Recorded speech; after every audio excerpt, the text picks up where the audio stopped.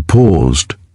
Out of thousands of videos, millions of voices calling for your attention, something made you stop here, not by accident, not by chance, but because there is a part of you, quiet, observant, always listening, that recognized something familiar in this moment, a resonance, a reflection of a question you have been carrying, perhaps for years, perhaps your entire life. What if I told you that the restlessness you feel, the sense that something is missing even when everything seems fine, is not a problem to be solved but a signal to be understood? What if the confusion, the doubt, the quiet dissatisfaction with surface-level answers is not a flaw in you but a sign of clarity trying to emerge? You are not broken, you are waking up. And this video is not here to give you answers, it is here to help you remember the questions only you can answer. Let me walk with you for the next few minutes, not as a teacher, not as a guide, but as someone who has sat in the same silence you are sitting in right now. There is a strange phenomenon that happens when you begin to see the world more clearly. At first it feels like freedom. You notice patterns. You see through shallow conversations. You recognize when people are performing rather than being present. You start to sense the difference between what is real and what is rehearsed. But then, something unexpected happens. The clarity does not bring relief. It brings loneliness. Because once you see, you cannot unsee. And the world around you continues as if nothing has changed. People still argue about things that feel trivial. They still chase validation from systems that were never designed to fulfill them. They still repeat the same cycles, expecting different results. And you? You are standing in the middle of it all, feeling like a stranger in a place you once called home. If this resonates with you, I want you to know something important. This isolation you feel is not a sign that you are broken, lost, or wrong. It is a sign that you have crossed an invisible threshold, a threshold that most people never notice because they are too distracted, too comfortable, or too afraid to approach it. You have entered the space between who you were told to be and who you actually are, and that space, as uncomfortable as it is sacred, because it is the only place where true transformation can occur. Most people spend their entire lives avoiding this space.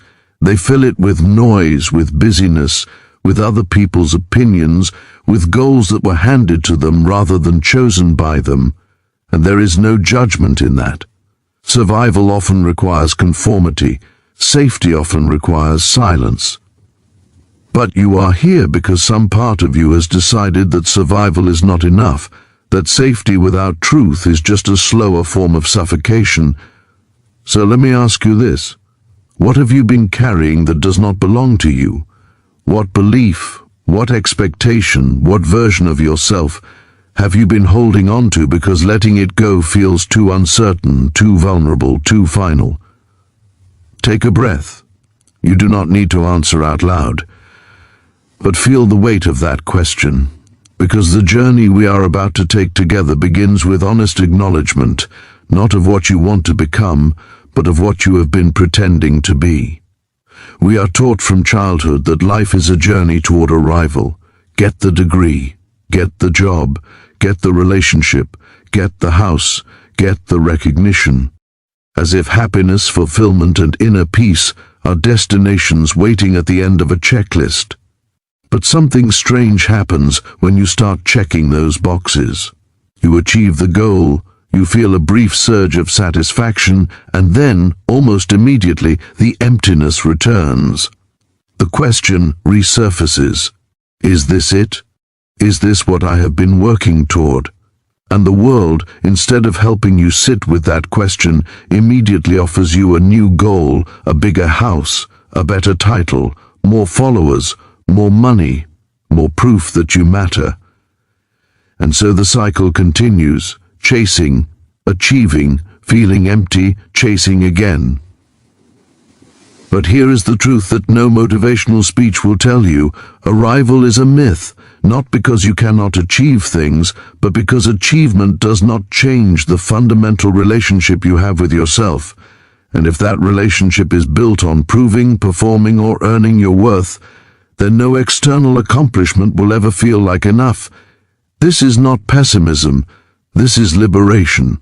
Because once you stop chasing arrival, once you stop waiting for the moment when you will finally feel complete, you can start living from a different place, a place of presence, a place of curiosity, a place where your worth is not negotiable, not conditional, not dependent on anything outside of you. Let me share something personal. There was a period in my life where I had everything I thought I wanted, the career, the recognition, the stability, and yet I would wake up in the middle of the night with a feeling I could not name. Not sadness, not anger, just a deep, quiet knowing that I was living someone else's version of success. I tried to fix it. I read the books.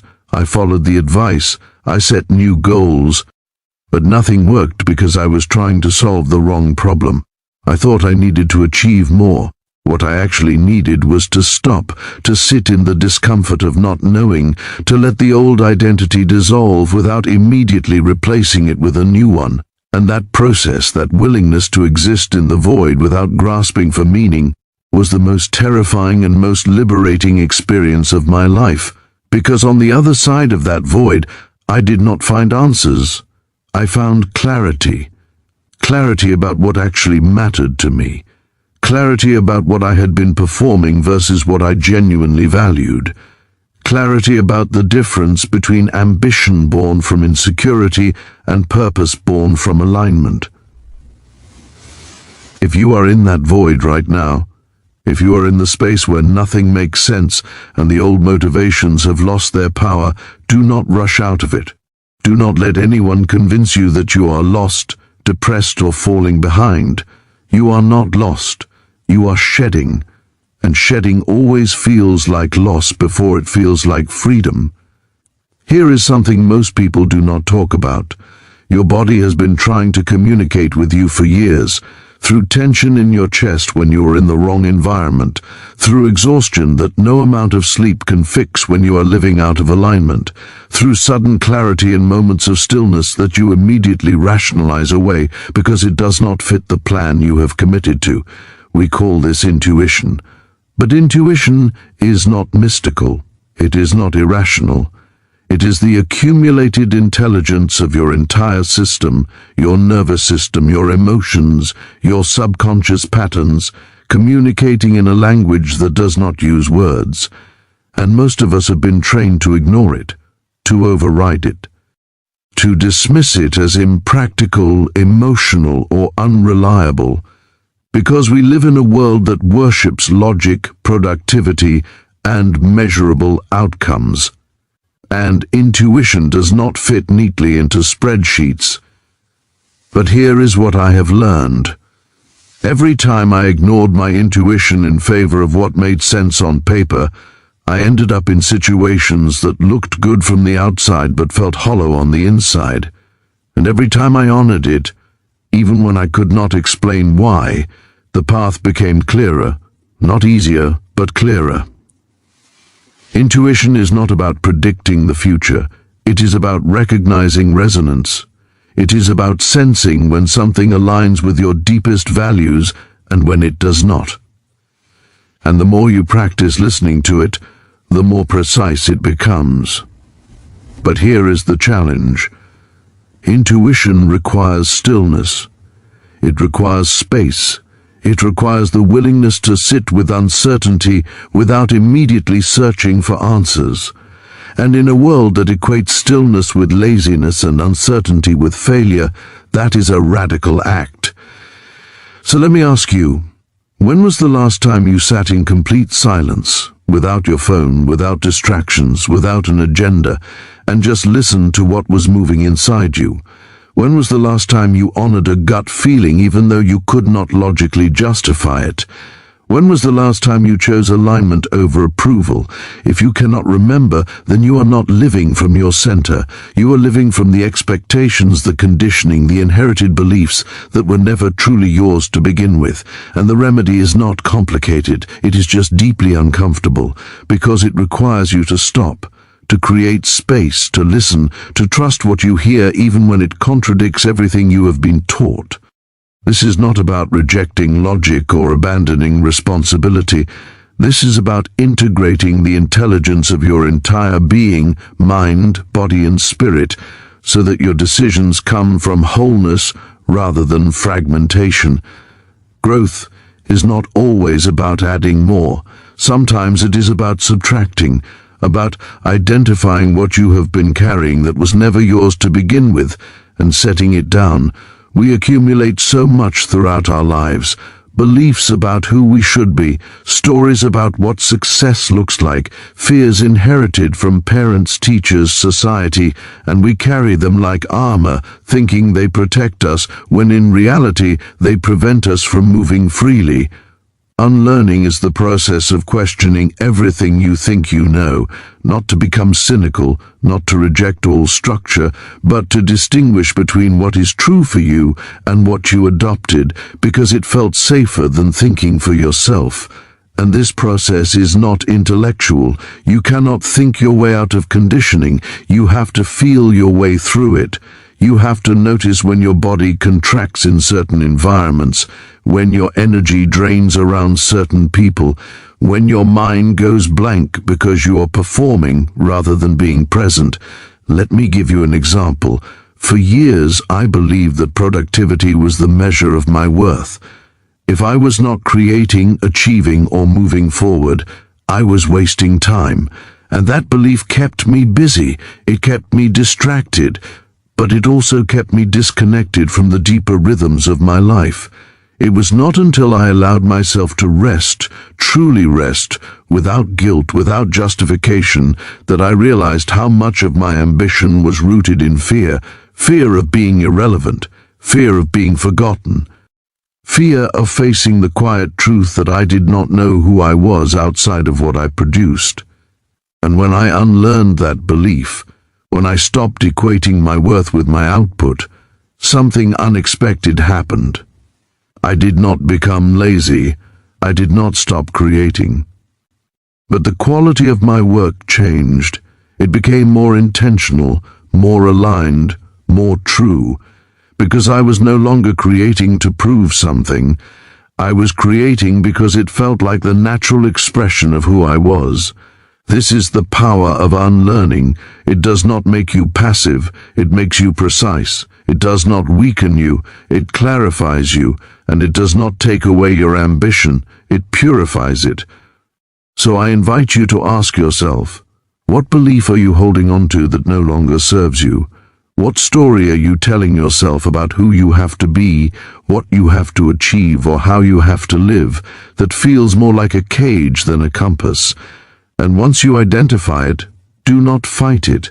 Do not shame yourself for having believed it. Just acknowledge it. Thank it for trying to keep you safe. And gently, consciously set it down. There is a concept in ancient philosophy called eudaimonia. It is often translated as happiness, but that translation misses the depth. Eudaimonia is not about feeling good. It is about living in alignment with your highest nature.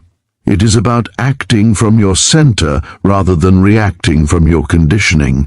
And the path to eudaimonia is not about achieving more. It is about becoming more aware, more honest, more present, more willing to live in accordance with what you know to be true, even when it is inconvenient, unpopular, or difficult.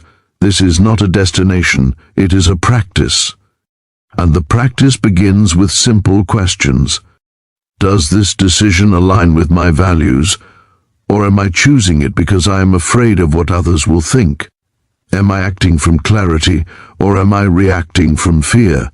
Am I living my life, or am I living the life I think I am supposed to live? These questions are not comfortable, but they are necessary, because without them you drift, you conform, you optimize for safety instead of truth.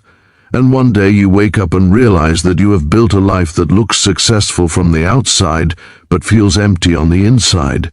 Living from your center requires courage, not the loud, dramatic kind of courage, but the quiet, steady kind.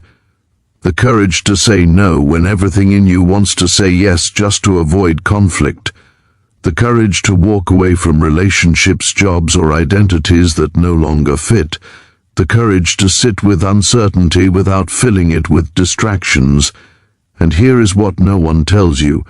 When you start living this way, some people will not understand. They will call you selfish. They will say you have changed. They will project their own fears onto your choices. And that is okay, because their discomfort is not a sign that you are wrong. It is a sign that you are no longer available to participate in patterns that do not serve you. But also, something beautiful happens. You start attracting people who see you, not the performance, not the persona, but the truth of who you are. And those connections, rare as they may be, are worth more than 1,000 shallow relationships built on mutual avoidance. Living from your center is not about isolation. It is about integrity. It is about building a life where your inner world and your outer world are in harmony, where what you say, what you do, and what you value are aligned. And when you live this way, you do not need external validation to feel whole. You do not need constant stimulation to feel alive. You do not need to prove anything to anyone, because you know, deeply and quietly, that you are enough. So here we are. You have listened this far. You have stayed present through discomfort, through questions, through reflections that may have stirred something inside you. And now, I want to offer you an invitation. Not to follow me, not to adopt a new belief system, not to chase another external solution, but to turn inward, to start listening to the quiet voice that has been trying to reach you, to honor the intuition that you have been overriding, to trust that the confusion you feel is not a sign of failure but a sign of transformation. This is not a 72-hour window. There is no urgency. There is no portal closing. There is only you here now, with the choice to continue living unconsciously or to start living with intention. You do not need to make a dramatic change today. You do not need to quit your job, end your relationship, or move across the world. You just need to start noticing when you are performing versus being present, noticing when you are choosing out of fear versus choosing out of alignment, noticing when your body is trying to tell you something that your mind is too busy to hear. And as you notice, you will start to see patterns. You will start to recognize where you have been giving your power away, where you have been living according to someone else's script, where you have been waiting for permission to be yourself. And slowly, with patience and compassion, you will start to reclaim those pieces, not all at once, not perfectly, but consistently. And that consistency, that commitment to your own truth, is what transforms everything. I created this video not to sell you something, not to manipulate you into subscribing, but because I believe that there are people out there, people like you, who are ready to stop performing and start living, who are ready to stop chasing and start aligning, who are ready to stop waiting for arrival and start being present. If that is you, if something in this video resonated, I invite you to continue this journey, not by subscribing out of obligation, but by choosing to surround yourself with reminders, voices, and perspectives that support your return to yourself. The work I share on this channel is not about quick fixes or empty promises. It is about depth. It is about truth. It is about the slow, sacred process of becoming who you actually are beneath all the conditioning. And if that speaks to you, I would be honored to walk this path with you. Before you go, I want to leave you with one final thought. The answers you are looking for are not out there. They are not in another video, another book, another person. They are inside you, waiting to be remembered. And the only thing standing between you and that remembrance is your willingness to stop, to listen, and to trust what you hear. So take a breath, feel your body, notice what is present, and ask yourself, quietly, honestly, what am I ready to let go of, and what am I ready to become? The journey is yours, the choice is yours, and the time, if you are ready, is now. Thank you for being here, thank you for listening, and thank you for having the courage to ask the questions that most people spend their entire lives avoiding.